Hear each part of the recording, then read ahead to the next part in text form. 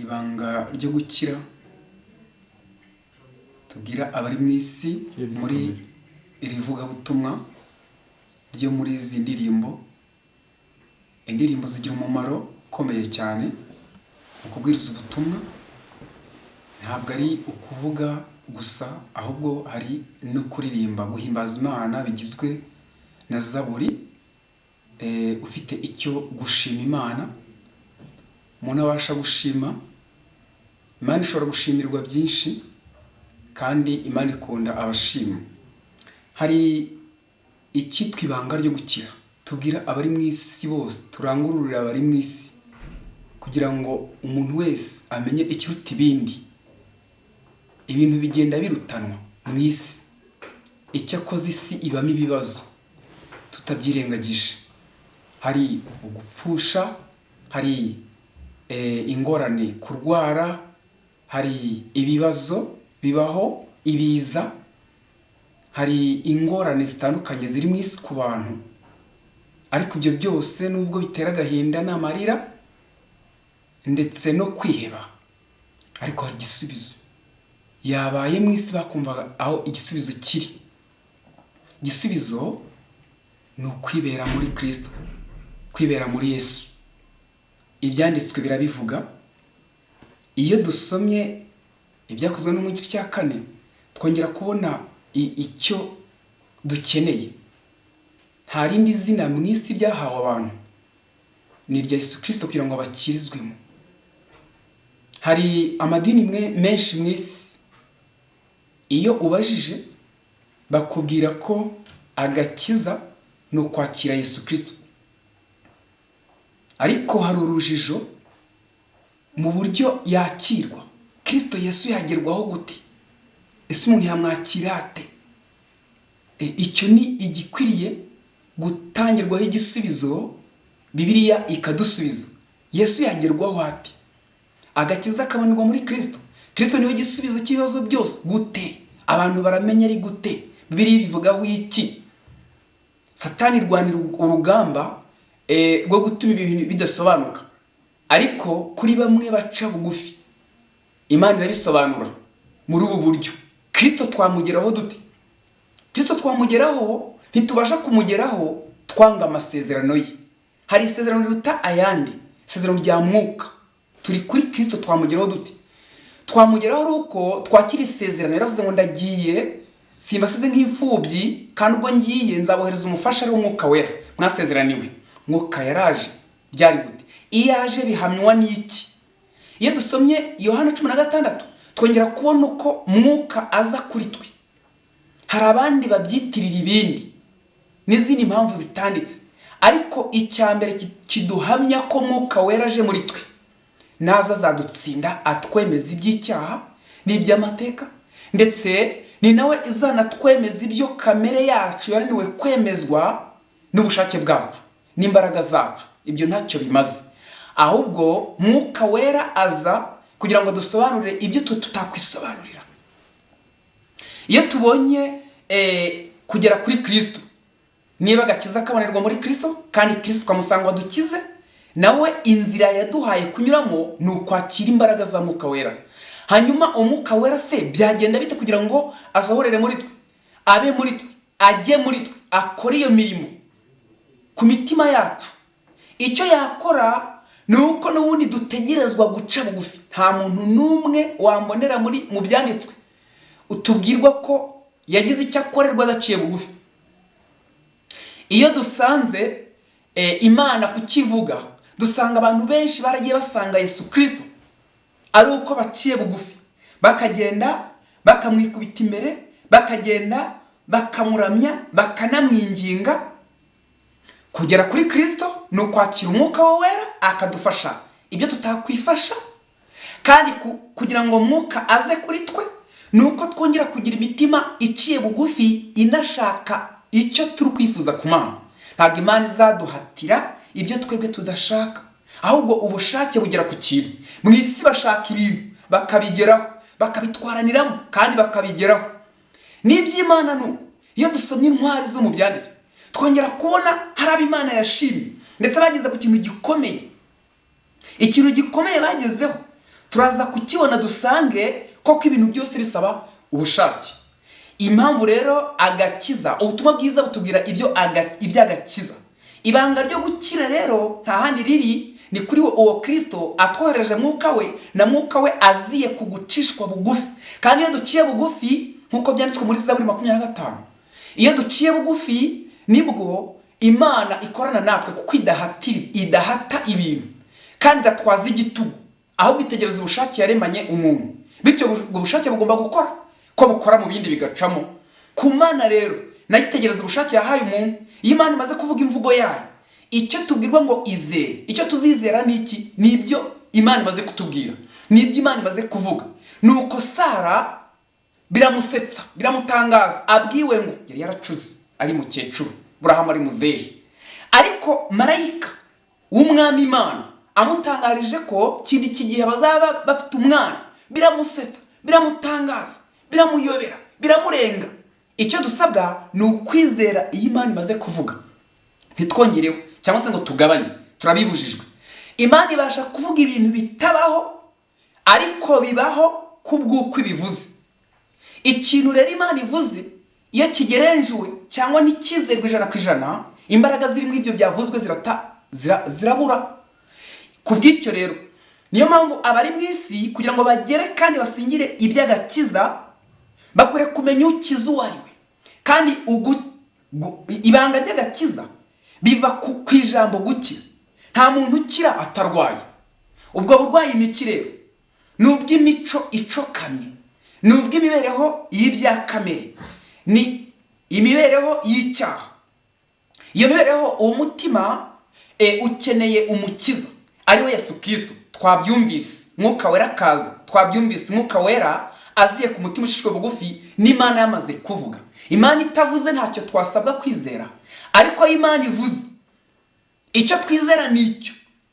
Ni Imana yavugiye ngo nshobora byose. Yesu Kristo tumugeraho ku bwa mwuka, kandi duciye bugufi. Icyo ducira bugufi cyane ni imvugo y'Imana, kandi imvugo y'Imana niyo kuri. Abari mu isi rero babwirwa kwemera kugendana n'Imana kukuri kwayo kw'iki gihe, ukuri gukiza, ukuri kw'inama zahawe ab'iki gihe.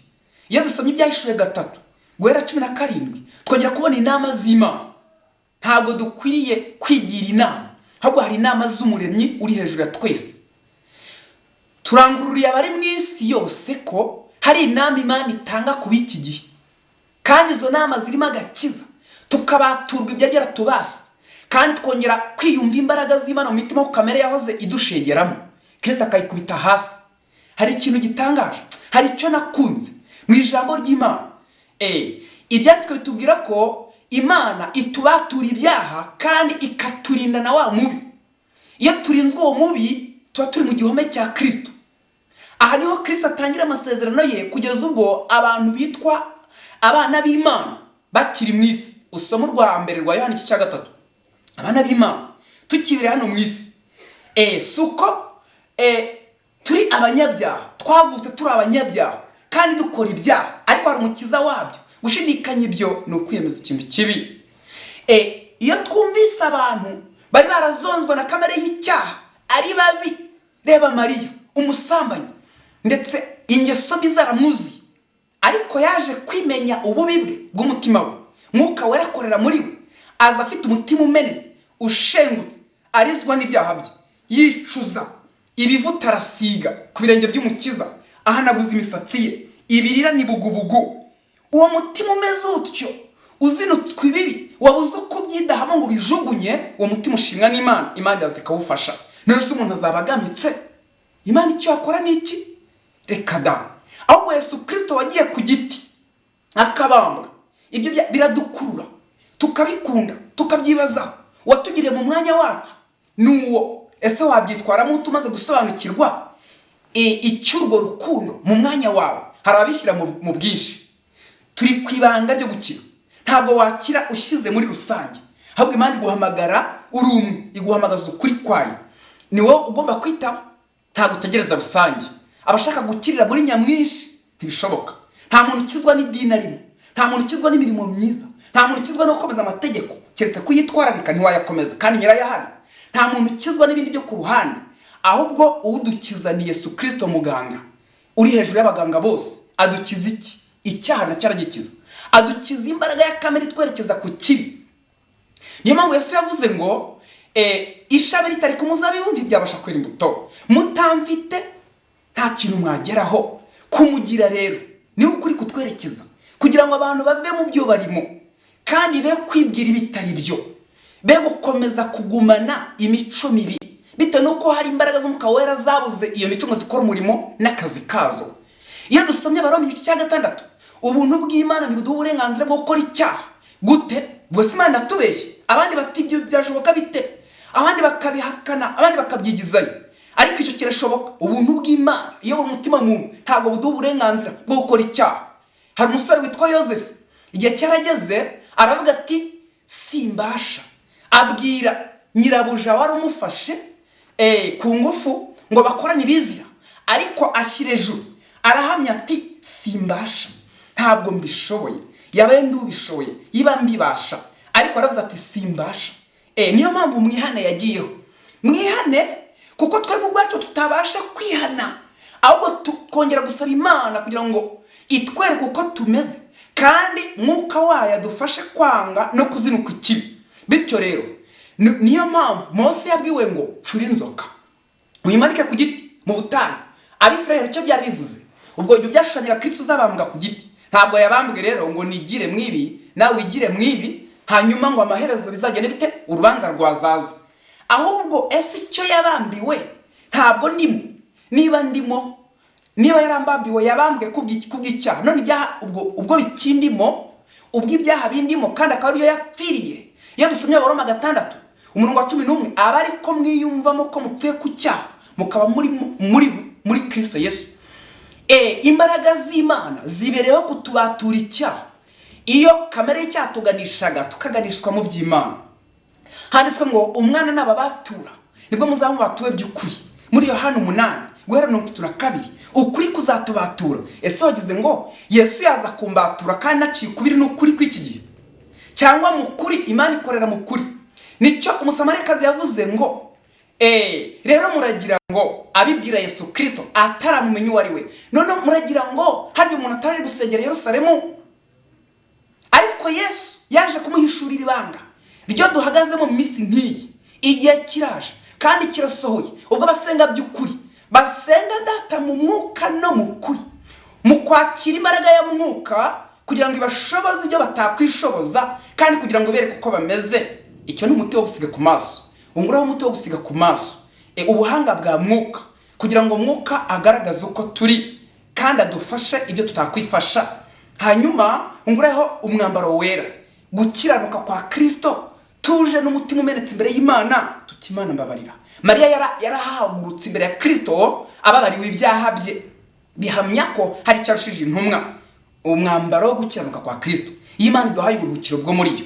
Unguraho izabatunganijwe mu ruganda, kwizera gukorera mu rukundo, kwizera gukorera mu rukundo. Ibyo dukora bikaza ari imbuto z'agakiza, atarubwira ngo duhabwa agakiza. Iki byanditswe biragisobanura cyane. Ibi nibyo rero umusamariyakazi yabwiwe. Igihe kiraje kirasohoye, abasenga by'ukuri Data mu mwuka turabyumvise, mu kuri kw'igihe urimo. Abantu bagira ukuri kw'igihe barimo. Nowa mu gihe cyawe bazi inkuge, yemwe Bisirayeli mwe muboneze iyi Kanani. Ubwo ikimana ivuze ntikigomba gutangirwa nyine, nuko kiri naho bahura nibibarushya nibaca intege bagomba kubinyuramo bisunze icyavuzwe n'Imana. Kubw'ibyo rero no mukuri basenga Data mu mwuka no mukuri. Ukuri kw'iki gihe twahawe ni ubutumwa gutsindishirwa n'umuntu bwo kwizera. Ibi bibasha gutuma umuntu yongera gufashwa n'Imana. Uri giti ki ko Yesu yavuze ngo igiti kitera imbuto, icyo giti kiracibwa kikajugunywa mu muriro, ariko igiti cyera imbuto nabamufite ari nabo yise ngo urufatiro ruracyahari. Imana ubwayo irahamya ko urufatiro ruracyahari, rwanditsweho ngo Uwiteka azabe arabazi imyifato ya buri muntu wese mu isi, n'icyo yerekejeho n'icyo akunze. Ibyo dukunda tubikunze kurusha Imana byaba bibaye ibigirwamana. Ariko niba hari ugukunda Imana, erega kwegera Imana nayo iratwegera. Kandi iyo tutegereye Imana haba ari ikintu tugiye kwegera, ariko ibyo biragatsindwa. Tuzamuye ukuri kw'iki gihe tubwira abariho muri minsi ku isi yose ko muri Kristo Yesu harimo ibanga ry'agakiza kandi akoresheje mwuka we, bityo nawe ukaba umwe mu basengera mu mwuka no mu kuri. Ibi twongera kubibona ko aribyo byongera gutuma igiti koko cyera umwero wacyo. Niho Imana avugiye ngo ndi ushobora byose. Ubushobozi bw'Imana buri kuri twe, ntabwo bubera ku biti no ku mabuye no ku bindi. Ubushobozi bw'Imana bubera ku mitima yacu. Icyama tukizera icyo ubushobozi bw'Imana buri ku mutima wa buri munyabyaha niba byemera. Tubona kenshi Bibiliya igenda itubwira uburyo bagiye basanga Yesu, ngo nuko abantu mu byigano umwe akabyiga afite ikibazo, yifitiye ikibazo, atari icyo kibazo ntiyakwirirwa abijyamo. Yabijyagamo kubwo ikibazo afite. Ufite ikibazo cyangwa uba wumva ntacyo kikubwiye. Utejejwe ntazareba umwami Imana, ariko uwejejwe azazamuka. Kubw'ibyo niba abantu bacecetse kandi batejejwe, kubw'ibyo niba hari imbaraga z'ikibi, niba hari icyaha kitabatutse muri wowe, nuko utajyanye umubatuzi. Azi kubatura, azi gukiza, kandi akaguha umutima wari muri Kristo Yesu. Hari umutima wari muri Kristo Yesu, kandi uwo mutima warasezeranywe, nzabaha imitima mishya. Ntume bigenda uko bitari bimeze, ntume umwuka wanjye abashoboza. Hari imitima Imana itanga, ndetse umuntu waremanwe ibyo gukiranuka akongera agaterwa muri twe. Ibyo byagiye biboneka ku bahamya.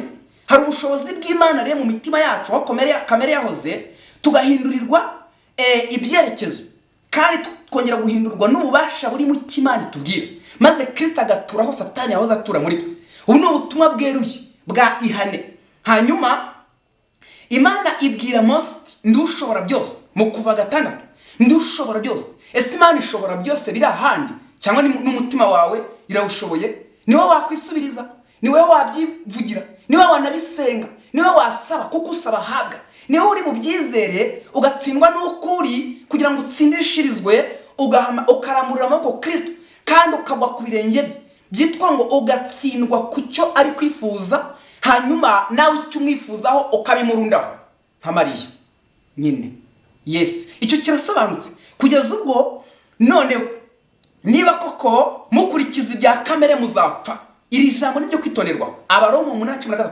Niba mukurikiza ibya kamere muzapfa, ariko niba mwicisha mwuka wera ingeso za kamere muzarama. Icyo kivuze iki? Mwuka wera naza azakuriye imirimo tutakwishoboza. None niba mwuka wera ataraje, hari abashubije Paulo ngo ntabwo turumva ko mwuka wera yaje. Nyine nangwa nabo babyimenyeho. Jyayo, jyayo wirebere. Niko mubwiriza butumwa yabwiye mu Kristo, igireyo wirebere, ntawe uzakugirayo kuri Kristo. Birashoboka. Ari mu buryo bw'umwuka, ariko niko bagenda. Jyayo. Kandi Imana iteguye kugufasha n'ukuri. Ahubwo ikibi ni ukwibera mu isi gusa. Ukibera mu isi gusa. Wishakira iby'ubutunzi bwo mu isi gusa. Wishakira iby'inda gusa. Wishakira amafaranga gusa. Wishakira ibindi gusa. Shaka n'agakiza ku mutima wawe inshuti. Shaka n'agakiza ku mutima wawe. Hari icyo Bibiliya itubwira. Hari urubanza ruri mu Byashuwe igice cya 3, ndetse ruri mu Byashuwe n'igice cya 4, ndetse ruri muri Yesaya 24. Hari urubanza abantu bafite. Niyo mpamvu uwitwa Abraham dukwiriye kugira kwizera nk'uko. Iyo dusomye Abaheburayo 11 twongera kubona kwizera icyo kuri cyo. Kwizera rero guhindura ibintu ukundi. 11 Abaheburayo hatubwira ko kwizera kwagiye guhindura ibintu. Imana yavuga ibintu bikabita bintu kukundi bitewe nuko byizera, abantu bakabibererekera. Iyo bererekera rero ni nko kubererekera imbaraga ziri mu iryo jambo Imana yavuze, kakaba kagiye kuba rero. Ibyo twongera kubibona kubahamijwe muri icyo gice. Urabasangamo bitumana n'abantu bongera gufatira ibyemezo hejuru y'ibyabo mu isi badashobora kwibwira yuko byashoboka. Abaheburayo 11 haratwereka icyo kwizera aricyo. Ibi byongera gutuma uwitwa Abraham tumwigira ikintu gikomeye. Imana ivuze ngo itanze isezerano kuri Isaka. Isaka koko yavutse biruhanije, ariko Isaka abonetse nabwo Imana iti mu ntambire cyari ikintu gikomereye Abraham, ariko